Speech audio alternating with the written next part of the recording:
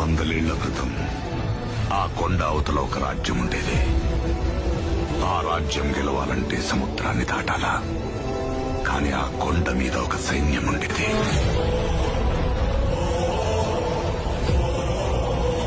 దేశం జల్లెడపెట్టి రాజు తెచ్చుకున్న సైన్యం. కులం లేదు, మతం లేదు, భయం అసలే లేదు.